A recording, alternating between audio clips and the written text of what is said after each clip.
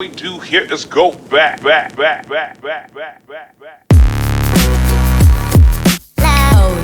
Yo, what up? It's your boy, Mr. Clutch, and I'm here, as always, with the one, the only, the Gamers Lab. And today, I'm going to bring you guys part 3, or I would just say the third installment of the Shredding the Cheese series that I have started a long time ago but recently brought back. I just released my last video on part 2 of the Shredding the Cheese video, where I talked about defending drag routes and locking them up, as well as beating or locking up 4 verticals. If you didn't see that, go check out our recent videos and you'll see that as the last one posted prior to this video. So today, since I went defense last time, I'm going to go back to offense and show you guys a tip to shred a defensive play that is really common this year, and if you don't have the play set up to beat it, can really give you headaches. So the play on defense that I'm talking about is mid blitz. Everybody probably has seen it. It's the nickel double A gap play, and the play, like I said, is called mid blitz, and it is a screamer, I must admit. But there are definitely things you can do to pop it, and since it's cover 0, it's screaming that easy play touchdown. And so that's what exactly I'm going to show you guys today. So in order to run this tip effectively, you need a certain formation, but you can find the formation in any playbook. The only things that you need to see on this playbook are a trips formation that has a tight end on the line of scrimmage.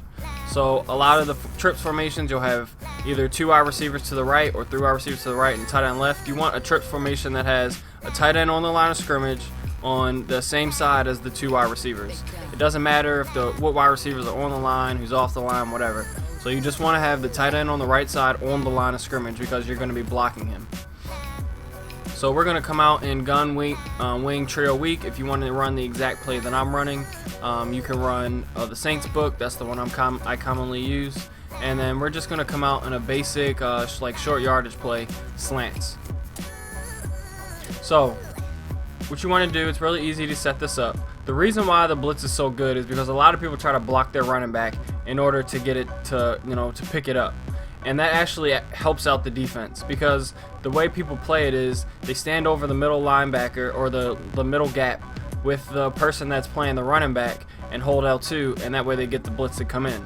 So one thing that I try to do is to force them to play against my offense and not them to run the defense that they're comfortable with. So what I like to do is motion out Jamal Charles.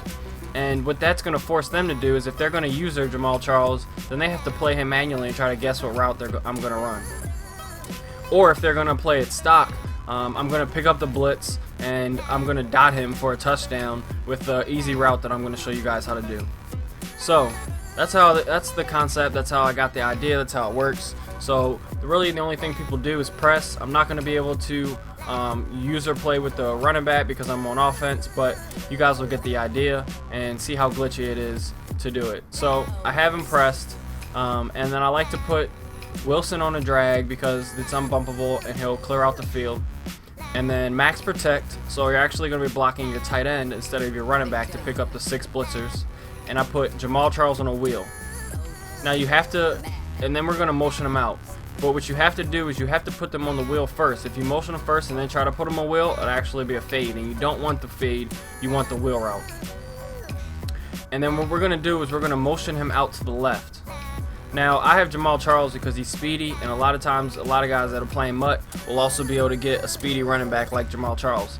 But you can do this with pretty much anybody. I would also recommend like the auto position Tavon Austin at running back. Somebody fast would be better, but you'll be able to do the concept with pretty much anybody as long as they're like 90 speed.